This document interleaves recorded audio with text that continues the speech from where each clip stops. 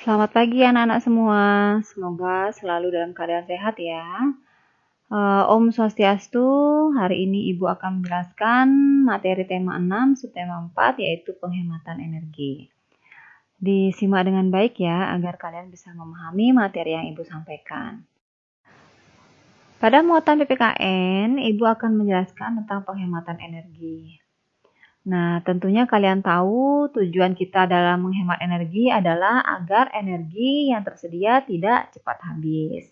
Nah, di sini ada penjelasan mengenai penghematan energi dan juga pemborosan energi.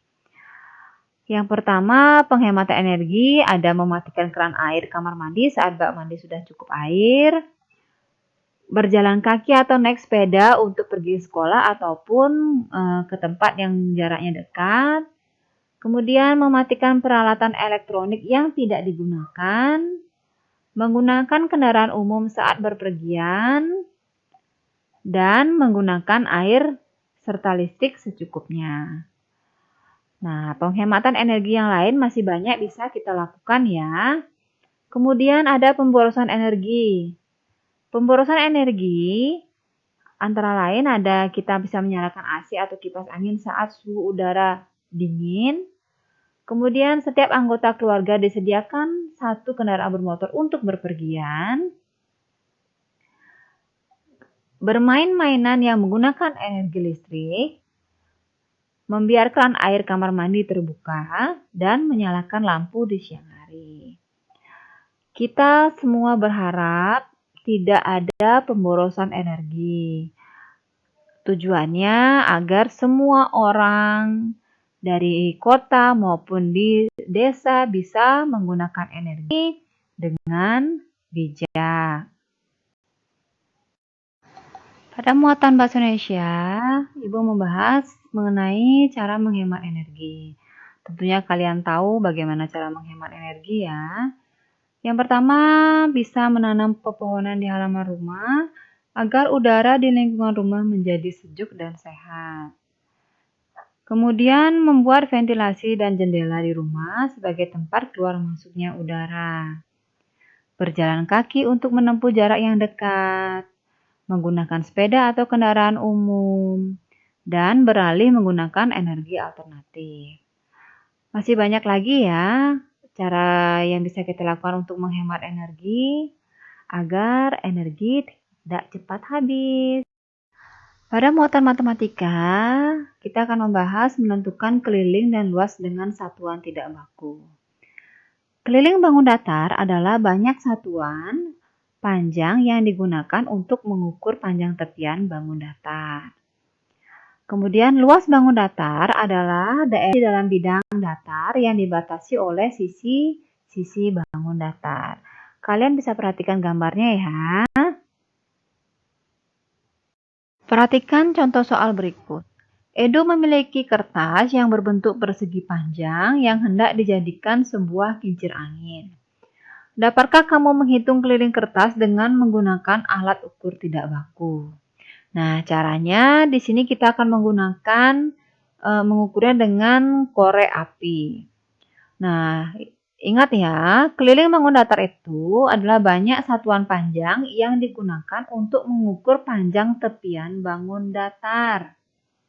Nah, di sini panjang bangun datar tersebut adalah 5 batang korek api dan lebar bangun datar tersebut adalah terdiri dari 3 batang korek api. Jadi kelilingnya 5 batang korek api ditambah 5 batang korek api ditambah 3 batang korek api ditambah 3 batang korek api atau sama dengan 2 dikali 5 ditambah 2 dikali 3 sama dengan 10 ditambah 6 hasilnya 16 batang korek api.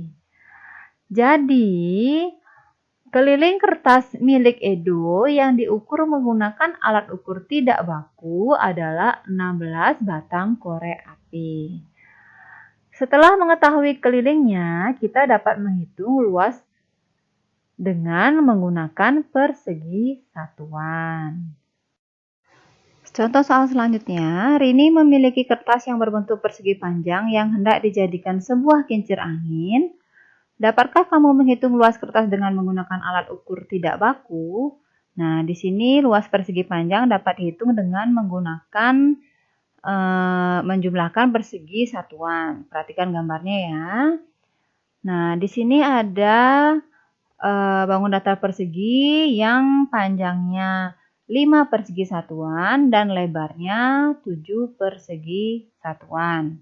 Jadi, luas kertas milik Rini dapat kita hitung yaitu 5 dikali 7 persegi satuan, hasilnya 35 persegi satuan.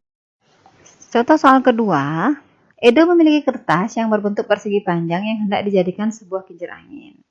Dapatkah kamu menghitung luas kertas dengan menggunakan alat ukur tidak baku?